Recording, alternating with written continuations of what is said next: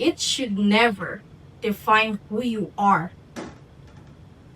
It is not an enemy. Set boundaries, or your phone will entirely consume you.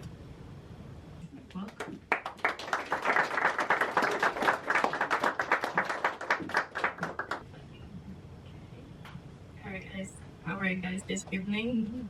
Great, yeah, sounds good. Good evening everyone. My name is Sarah Morel. You guys might remember me from the last topic that I shared before. That was called fast fashion. And I wanted to share another topic that I think is really important. And I wrote it based on my observation, interviews, and research. I am asking you guys a favor to be open-minded and be honest with yourselves. So, here it goes. Um, how many of you guys use your phone as an excuse when you feel a sudden anxiety when you are in social settings or just sitting around the room? Yep. Okay. Um, how many times you have walked past on people whose heads are down and just looking at their screens? So many times. Okay. Well, it happens. Or if you are a teenager or an adult who has had so many goals for the past years and you have achieved zero, nothing but zero. Okay. All right. Some of you guys might relate to this, but hey, you are not the problem. Because this has been a growing issue for years. But let's dive into how this started. Back in 2007, the evolution of phones began.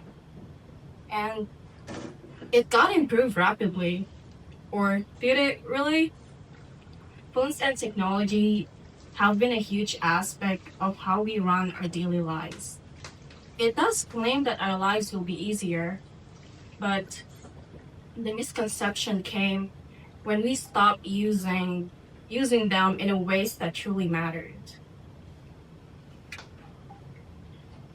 People face countless insecurities by just being constantly online, constantly comparing themselves, their body, their beauty, their lifestyles, their intelligence, solely based on what they see on the screen. We're so drawn to social validations, endless information, and other people's opinions that shape on how we think and how we feel inside. Attention does not equal connection. Phones are like drugs, addictive and irresistible. And according to Harmony Healthcare IT, the average American spends 5 hours and 16 minutes a day just scrolling and just for their phones. And that equates to 14 to 15 years of a lifetime. Do you guys really want to live like that? I bet no. Sure no. I also noticed that in a social settings, most people are constantly on their phones. And it pains me to see how unaware we become. And we're unconsciously killing our time. That should be spent on meaningful things. I also interviewed people asking how phones affects their lives. Most of their answers are the same. Distracted, irritated, anxious, and it causes conflict in their relationship with others. Kids, young adults, the elderly, everyone is affected. Yes, indeed, phones are powerful tools.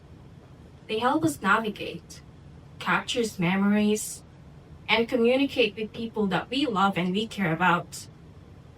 but it should never define who you are. It is not an enemy, just a tool shaped by intention, how you bring it to it, especially for yourself. This is not an attack. These are all facts. You take this with you or not, the choice is yours. Bring your presence back to reality. Set boundaries, or your phone will entirely consume you.